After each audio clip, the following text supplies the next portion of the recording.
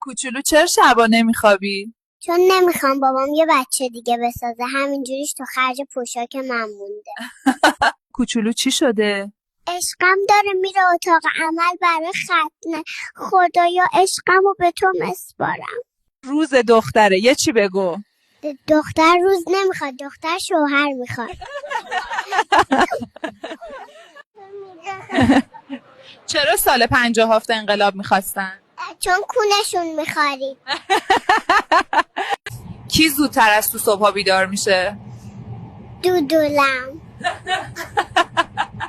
اینا رو میبینید پشت من مامانم و خاله ها من که دارن غیبت عممو میکنن.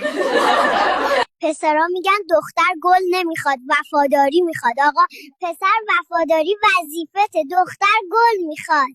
خواهر دوست داری یا برادر؟ هیچ کدوم. نمیخوام ارث بابام تقسیم شه. کوچولو دیشب چطور بود، خوابیدی؟ نه مامانم همه جیغ میزد، میگفت جون جون جون. عزیزم مامانت مریض بوده، شاید درد داشته. کوچولو چرا اینقدر ناراحتی؟ دایی منو میبره پارک، از شیرینیم استفاده میکنه برای خودش مخ بزنه. اونجا هیچ خیلی به من نمیرسه. چرا ناراحتی؟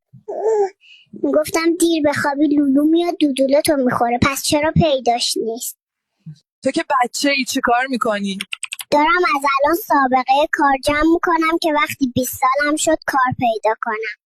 مامانم 40 هفته طول کشید تا منو به اینجا برسونه. بابام حدود 13 ثانیه طول کشید. از شرایط ازدواج چیش رو داری؟ فقط شنبولشو.